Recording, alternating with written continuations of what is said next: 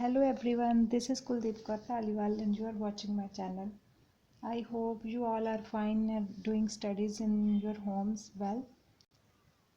Okay, my today's topic is wing structure and wing venation.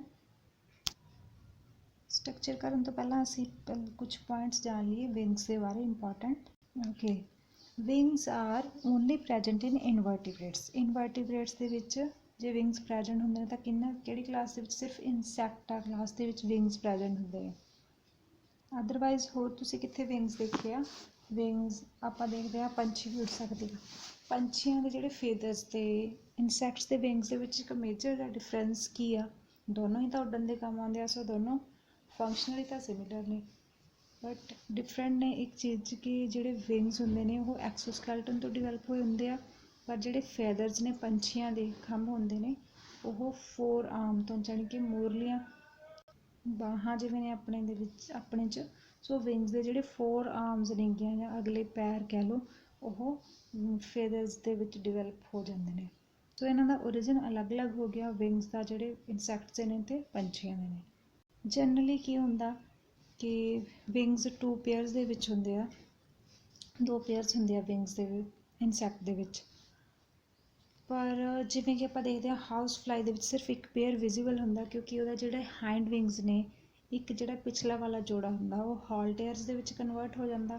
ਹਾਲਟੇਅਰ ਇੱਕ structure ਹੁੰਦੀ ਹੈ wings ਦੀ ਹੀ ਰਿਡਿਊਸਡ structure ਕਹਿ ਸਕਦੇ ਹਾਂ, ਜਿਹੜੀ ਕਿ ਉਹਨੂੰ ਬੈਲੈਂਸ ਕਰਨ ਦੇ ਵਿੱਚ ਹੈਲਪ ਕਰਦੀ ਆ ਹਾਊਸ ਫਲਾਈ ਨੂੰ, ਮੱਖੀਆਂ ਨੂੰ ਜਿਹੜੀਆਂ ਆਪਣੇ ਘਰਾਂ ਵਿੱਚ ਆਮ ਪਾਈਆਂ ਜਾਂਦੀਆਂ ਨੇ. Insect wings are growth of insect exoskeleton that enable the insect to fly. So insect wings ਕਿੱਥੋਂ ਬਣੇ ਹੋਏ ਨੇ? ਐਕਸੋਸਕੈਲਟਨ ਤੋਂ ਬਣਦੇ ਨੇ ਕਿਉਂਕਿ ਵਿੰਗਸ ਇਨਸੈਕਟਸ ਦੇ ਵਿੱਚ ਇੰਡੋਸਕੈਲਟਨ ਤਾਂ ਹੁੰਦਾ ਨਹੀਂ, ਜੋ ਵੀ ਸਕੈਲਟਨ ਪ੍ਰੈਜੈਂਟ ਹੁੰਦਾ ਉਹ ਬਾਹਰ ਵਾਲੀ ਸਾਈਡ ਹਾਰਡ ਕਵਰਿੰਗ ਹੁੰਦੀ ਹੈ, ਕਿਊਟੀਕਲ ਦੀ ਬਣੀ ਹੁੰਦੀ ਆ, ਤਾਂ ਉਹਨੂੰ ਆਪਾਂ ਕਹਿ ਦਿੰਦੇ ਹਾਂ ਐਕਸੋਸਕੈਲਟਨ. ਉਹ ਤੋਂ ਹੀ ਵਿੰਗ ਡਿਵੈਲਪ ਹੁੰਦੇ ਆ ਅਤੇ ਜਿਹੜੇ ਉਹਨਾਂ ਨੂੰ ਫਲਾਈ ਕਰਨ ਦੇ ਵਿੱਚ ਹੈਲਪ ਕਰਦੇ ਆ.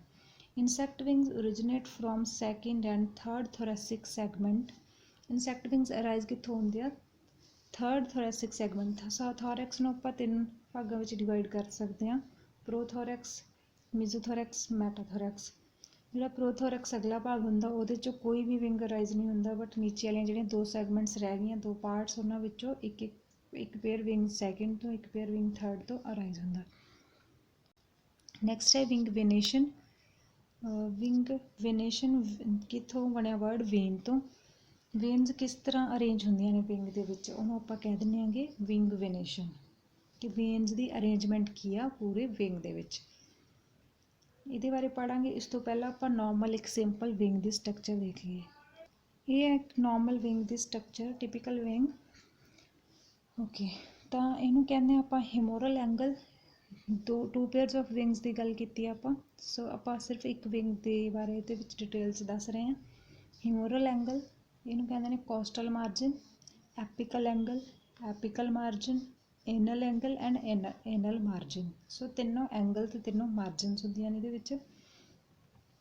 ਅਤੇ ਇਹ ਵਾਲਾ ਹੁੰਦਾ ਗਾ vannal fold, this is called vannal lobe and this is jugum, ਜਿਹੜਾ ਇਹਨੂੰ ਦੂਸਰੇ ਵਿੰਗ ਦੇ ਨਾਲ ਕਨੈਕਟ ਕਰਨ ਦੇ ਵਿੱਚ ਹੈਲਪ ਕਰੇਗਾ.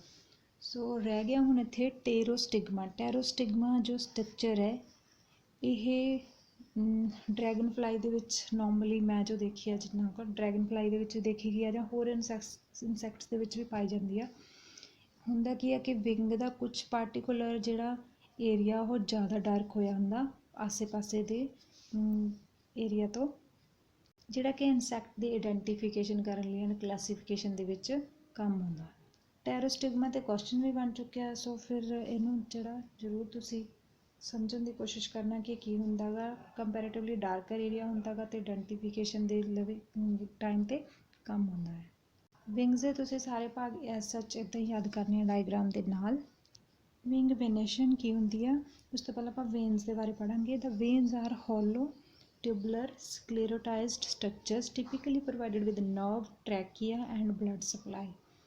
ਸੋ ਵੇਨਸ ਕੀ ਹੁੰਦੀਆਂ ਨੇ? ਹੋਲੋ ਜਾਣੀ ਕਿ ਅੰਦਰੋਂ ਖਾਲੀ ਹੁੰਦੀਆਂ ਨੇ, tubular tube like, sclerotized, sclerotin type ਹੈ ਕਿਊਟਿਨ ਦੀ, ਜਿਸ ਤੋਂ ਕਿ ਐਕਸੋਸਕੈਲਟਨ ਬਣਿਆ ਹੁੰਦਾ ਜਾਂ ਮੇਨਲੀ ਇਨਸੈਕਟ ਦੀ ਬੋਡੀ ਬਣਦੀ ਹੈ, ਕਵਰ ਕੀਤੀ ਹੁੰਦੀ ਹੈ ਕਿਊਟਿਨ ਦੇ ਨਾਲ. ਸੋ ਉਹਦੀ ਟਾਈਪ ਹੈ ਸਕਲੀਰੋਟਿਨ, ਉਹਦੇ ਨਾਲ ਬਣੇ ਹੁੰਦੇ ਨੇ ਵਿੰਗਸ ਤੇ ਉਹਨਾਂ ਦੇ ਵਿੱਚ specially veins. Structures typically provided with nerve, ਅਤੇ ਨਰਵ ਵੇਨਸ ਦੇ ਵਿੱਚ ਨਰਵਸ ਵੀ ਹੁੰਦੀਆਂ ਨੇ ਜਿਹਦੇ ਰਾਹੀਂ ਕਿ ਬਲੱਡ ਕੰਡਕਟ ਹੋਏਗਾ, ਆਕਸੀਜਨ ਕੰਡਕਟ ਹੋਏਗੀ। ਤਾਂ ਵੇਨਸ ਇੱਕ ਤਰੀਕੇ ਨਾਲ ਤੁਸੀਂ ਸਮਝ ਲਓ ਜਿਵੇਂ ਪੱਤਿਆਂ ਦੀ ਵੇਨਸ ਹੁੰਦੀਆਂ ਨੇ, ਪੱਤਿਆਂ ਦੀਆਂ ਤੁਸੀਂ ਪੱਤੇ ਦੀ ਅਰੇਂਜਮੈਂਟ ਦੇਖੀ ਹੋਊ, ਉਹਦੇ ਵਿੱਚ ਵੇਨਸ ਦੀ ਅਰੇਂਜਮੈਂਟ ਨੋਰਮਲੀ ਤੁਸੀਂ ਕੋਈ ਵੀ ਲੀਫ ਲੈ ਕੇ ਦੇਖ ਲਓ, ਜਿਵੇਂ ਪਿੱਪਲ ਦੇ ਪੱਤੇ ਜਾਂ ਤੂਤ ਦੇ ਪੱਤੇ, ਉਹਦੇ 'ਚ ਵੇਨਸ ਬਣੀਆਂ ਹੋਣਗੀਆਂ ਜਿਨ੍ਹਾਂ ਦਾ ਮੇਨ ਕੰਮ ਫੂਡ ਐਂਡ ਵਾਟਰ ਨੂੰ ਕੰਡਕਟ ਕਰਨਾ, ਜਿਸ 'ਚ ਹੁੰਦਾ ਜਾਇਲਮ ਅਤੇ ਫਲੋਇਮ। ਸੋ ਇਸੇ ਤਰੀਕੇ ਨਾਲ ਇਹਦੇ ਵਿੱਚ ਵੀ ਵੇਨਸ ਬਣੀਆਂ ਹੁੰਦੀਆਂ ਨੇ ਜਿਹੜੀਆਂ ਕਿ ਬਲੱਡ ਐਂਡ ਆਕਸੀਜਨ ਨੂੰ ਕੰਡਕਟ ਕਰਦੀਆਂ। ਸੋ ਜਿਹੜੀ ਟਰਮ ਦਿੱਤੀ ਸੀ ਇਹ ਵਿੰਗਸ ਦੇ ਬਾਰੇ, ਵਿਨੇਸ਼ਨ ਦੀ, ਵਿੰਗ ਵਿਨੇਸ਼ਨ ਕਰਨ ਦਾ ਕੰਮ ਕੀਤਾ ਸੀ ਉਹ ਕੌਮਸਟੌਕ ਨੇ 1918 ਐਂਡ ਹੈਮਿਲਟਨ ਨੇ 1972 ਦੇ ਵਿੱਚ ਇੰਡੀਪੈਂਡੈਂਟਲੀ ਕੀਤਾ ਸੀ। ਓਕੇ, ਤਾਂ ਜਿਹੜੀਆਂ ਵੇਨਸ ਦੀਆਂ ਕੁਛ ਟਾਈਪਸ ਨੇ, ਇਹ 8 ਟਾਈਪਸ ਨੇ।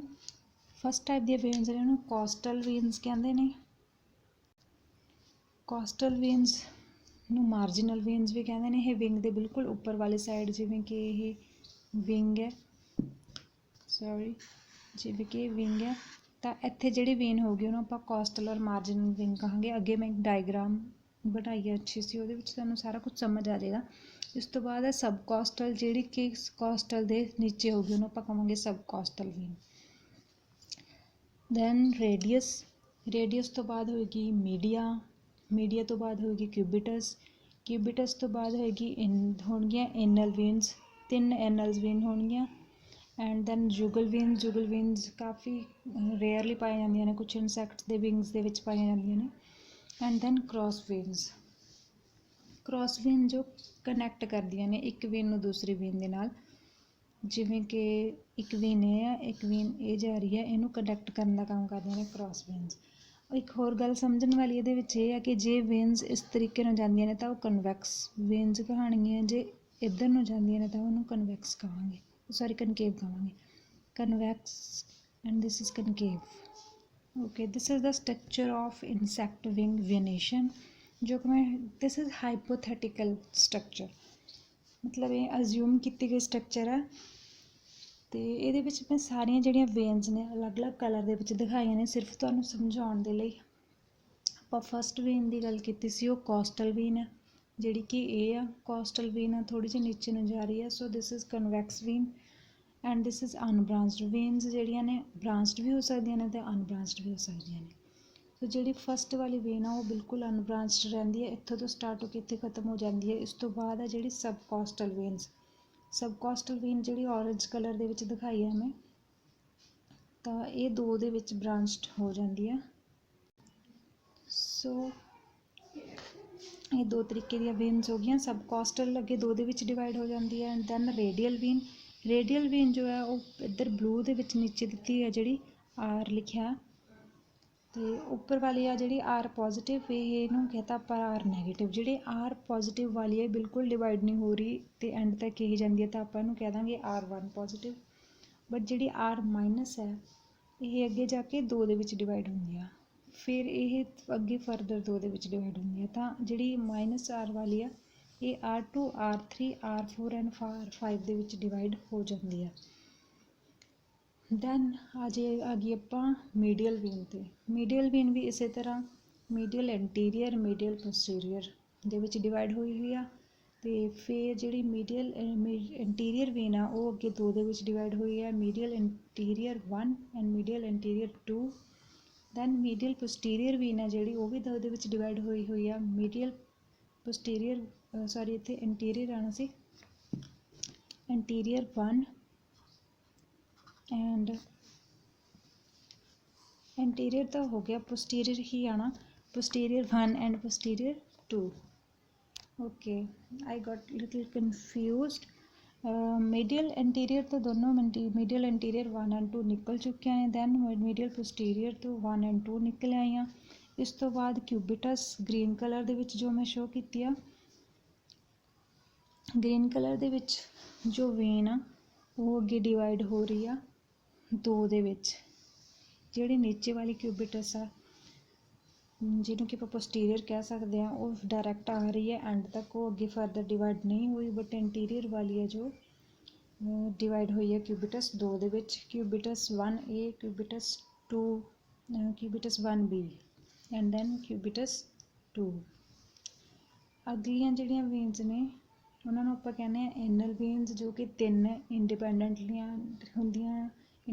ਹੁੰਦੀਆਂ ਨੇ, ਆਪਸ 'ਚ ਇੱਕ ਦੂਸਰੇ ਨਾਲ ਜੁੜੀਆਂ ਨਹੀਂ ਹੁੰਦੀਆਂ, ਕਨੈਕਟਡ ਨਹੀਂ ਹੁੰਦੀਆਂ ਅਤੇ ਨਾ ਹੀ ਬ੍ਰਾਂਚ ਹੁੰਦੀਆਂ ਨੇ। These all 3 are unbranched, unconnected. Okay, the thing is left in this figure the only these connections. ਇਹ connections ਨੂੰ ਅਸੀਂ ਕਹਿੰਦੇ ਹਾਂ cross veins। ਠੀਕ ਹੈ ਜੀ, ਇਹਨੂੰ ਆਪਾਂ ਕਹਿੰਦੇ ਹਾਂ cross veins। cross veins ਕਿੱਥੇ ਕਿੱਥੇ ਕਨੈਕਟ ਹੋ ਰਹੀਆਂ ਨੇ, ਇੱਥੇ ਇਹਨੂੰ ਕਹਿੰਦੇ ਹਾਂ ਅਸੀਂ ਹਿਊਮਰਲ cross vein, ਅਤੇ ਇੱਥੇ ਰੇਡੀਅਲ ਹੋ ਗਈ ਕਿਉਂਕਿ ਇਹ ਰੇਡੀਅਲ ਨੂੰ ਕੰਡਕਟ ਕਰ ਰਹੀ ਆ। ਇੱਥੇ ਵੀ ਕ੍ਰੋਸ ਵੀਨਸ ਆ, ਇਹਨੂੰ ਵੀ ਅਸੀਂ ਇੰਟਰਸੈਕਟਰ ਰੇਡੀਅਲ ਕਹਾਂਗੇ ਕਿਉਂਕਿ ਇਹ ਰੇਡੀਅਲ ਨੂੰ ਆਪਸ 'ਚ ਕਨੈਕਟ ਕਰ ਰਹੀ ਆ। ਇਸ ਤੋਂ ਬਾਅਦ ਹੈ ਜਿਹੜੀ ਰੇਡੀਅਲ ਅਤੇ ਮੀਡੀਆ ਨੂੰ ਕਨੈਕਟ ਕਰ ਰਹੀ ਆ। ਇਸ ਤੋਂ ਬਾਅਦ ਵਾਲੀ ਕ੍ਰੋਸ ਵੀਨ ਹੈ ਜੋ ਕਿਊਬਿਟਸ ਨੂੰ ਆਪਸ 'ਚ ਕਨੈਕਟ ਕਰ ਰਹੀ ਆ, ਅਤੇ ਨੈਕਸਟ ਕ੍ਰੋਸ ਵੀਨ ਕਿਊਬਿਟਸ 2 ਨੂੰ ਫਸਟ ਏਨਲ ਵੇਨ ਨਾਲ ਕਨੈਕਟ ਕਰ ਰਹੀ ਆ। ਸੋ ਇਹ ਇਸ ਤਰੀਕੇ ਨਾਲ ਜਿਹੜਾ ਵੇਨਸ ਆਪਸ 'ਚ ਅਰੇਂਜਡ ਹੁੰਦੀਆਂ ਨੇ, ਬ੍ਰਾਂਚਡ ਹੁੰਦੀਆਂ ਨੇ, ਕੁਛ ਅਨਬ੍ਰਾਂਚਡ ਹੁੰਦੀਆਂ ਨੇ ਅਤੇ ਕਨੈਕਟਡ ਹੁੰਦੀਆਂ ਨੇ ਕਿਹਦੇ ਨਾਲ, ਕ੍ਰੋਸ ਵੇਨਸ ਦੇ ਨਾਲ। ਕ੍ਰੋਸ ਵੇਨਸ ਦੀ ਜੋ ਨੇਮਿੰਗ ਹੋਈ ਆ ਉਹ ਵੀ ਬਿਲਕੁਲ ਇਸੇ ਤਰੀਕੇ ਨਾਲ ਹੋਈ ਆ ਜਿਹਨੂੰ ਇਹ ਅਟੈਚ ਕਰ ਰਹੀਆਂ ਹੁੰਦੀਆਂ ਨੇ। ਤਾਂ ਜਿਹੜੀ ਇਹਨਾਂ ਦੀ ਨੇਮਿੰਗ ਆ ਉਹ ਮੈਂ ਤੁਹਾਨੂੰ ਦੁਬਾਰਾ ਇੱਕ ਵਾਰ ਦੱਸ ਦਿੰਦੀ ਹਾਂ। ਹਿਊਮਰਲ ਕ੍ਰੋਸ ਵੇਨਸ, ਜਿਹੜੀ ਫਸਟ ਵਾਲੀ ਕੋਸਟਲ ਵੇਨ ਨੂੰ ਜਿਹੜੀ ਕਿ ਮਾਰਜਨ 'ਤੇ ਹੁੰਦੀ ਆ ਕੰਟੈਕਟ ਕਰਦੀ ਆ ਸਬ ਕੋਸਟਲ ਨਾਲ, ਅਤੇ ਜਿਹੜੀ ਵੇਨ ਰੇਡੀਅਸ ਦੇ ਵਿੱਚ ਹੈ ਤਾਂ ਹੀ ਇਹਦਾ ਨਾਮ ਆਰ ਦਿੱਤਾ ਗਿਆ, ਤਾਂ ਅਸੀਂ ਆਪਾਂ ਇਹਨੂੰ ਕਹਾਂਗੇ ਰੇਡੀਅਲ ਕ੍ਰੋਸ ਵੇਨ। ਅਤੇ ਜਿਹੜੀ ਇੱਥੇ ਕ੍ਰੋਸ ਵੇਨ ਆ ਉਹ ਆਪਸ ਰੇਡੀਅਲ ਨੂੰ ਜੋੜਦੀ ਆ, ਤਾਂ ਰੇਡੀਅਸ ਇਹਨੂੰ ਅਸੀਂ ਡਿਨੋਟ ਕਰਦੇ ਹਾਂ ਐਸ ਨਾਲ ਅਤੇ ਕਹਿੰਦੇ ਹਾਂ ਸੈਕਟੋਰੀਅਲ ਕ੍ਰੋਸ ਵੇਨ, ਕਿਉਂਕਿ ਇਹ ਰੇਡੀਅਸ ਦੇ ਸੈਕਟਰ ਨੂੰ ਆਪਸ ਜੋੜਦੀ ਹੈ ਮੇਨ। ਅਤੇ ਇਸ ਤੋਂ ਬਾਅਦ ਹੈ ਜਿਹੜੀ ਕ੍ਰੋਸ ਵੇਨ ਮੀਡੀਆ ਅਤੇ ਰੇਡੀਅਲ ਅਤੇ ਮੀਡੀਆ ਨੂੰ ਜੋੜੇਗੀ, ਉਹਨੂੰ ਅਸੀਂ ਕਹਾਂਗੇ MRM। RM ਦਾ ਮਤਲਬ radial media cross veins. And then ਹੈਗੀ ਇਸ ਤੋਂ ਬਾਅਦ ਜਿਹੜੀ ਕਿਊਬਿਟਸ ਨੂੰ ਕਿਊਬਿਟਸ ਨਾਲ ਹੀ ਜੋੜਦੀ ਆ, ਜਾਣੀ ਕਿ ਜਿਹੜੀ ਵੇਨਸ ਵੀ ਜਿੱਥੇ ਵੀ ਜੁੜ ਰਹੀ ਆ ਤੁਸੀਂ ਉਹਦਾ ਨਾਮ ਉਸੇ ਤਰੀਕੇ ਨਾਲ ਬਣਾ ਦੇਣਾ। ਜੇ ਕਿਊਬਿਟਸ ਅਤੇ ਏਨਲ ਵੇਨ ਨੂੰ ਜੋੜਦੀ ਆ ਤਾਂ ਕਿਊਬਿਟਸ ਏਨਲ CUA ਉਹਦਾ ਨਾਮ ਪੈ ਜਾਏਗਾ। ਸੋ ਇਹ ਸੀਗਾ ਵਿੰਗ ਵੇਨੇਸ਼ਨ ਬਾਰੇ। ਨੈਕਸਟ ਟੋਪਿਕ ਦੇ ਵਿੱਚ ਅਸੀਂ ਕਰਾਂਗੇ ਵਿੰਗ ਕਪਲਿੰਗ ਆਪਰੇਟਸ ਦੇ ਬਾਰੇ। ਜੇ ਤੁਹਾਨੂੰ ਮੇਰਾ ਵੀਡੀਓ ਅੱਛਾ ਲੱਗਿਆ ਤਾਂ ਇਹਨੂੰ ਲਾਈਕ ਜ਼ਰੂਰ ਕਰਨਾ, ਜੇ ਅੱਛਾ ਨਾ ਲੱਗਿਆ ਤਾਂ ਇਹਨੂੰ ਡਿਸਲਾਈਕ ਵੀ ਜ਼ਰੂਰ ਕਰਿਓ, ਅਤੇ ਸ਼ੇਅਰ ਕਰਿਓ ਆਪਣੇ ਐਗਰੀਕਲਚਰ ਦੇ ਹੋਰ ਸਟੂਡੈਂਟਸ ਨਾਲ, ਫਰੈਂਡਸ ਦੇ ਨਾਲ, ਤਾਂ ਜੋ ਉਹਨਾਂ ਦੀ ਕੋਈ ਹੈਲਪ ਹੋ ਸਕੇ। ਅਤੇ ਅਗਰ ਕੋਈ ਕੁਐਰੀ ਆ ਤਾਂ ਉਹਨੂੰ ਕਮੈਂਟ ਸੈਕਸ਼ਨ ਦੇ ਵਿੱਚ ਪਾਇਓ। ਵੀਡੀਓ ਦੇਖਣ ਲਈ ਬਹੁਤ ਬਹੁਤ ਧੰਨਵਾਦ। ਮਿਲਾਂਗੇ ਨੈਕਸਟ ਟੋਪਿਕ ਦੇ ਨਾਲ। Thanks, take care, bye bye.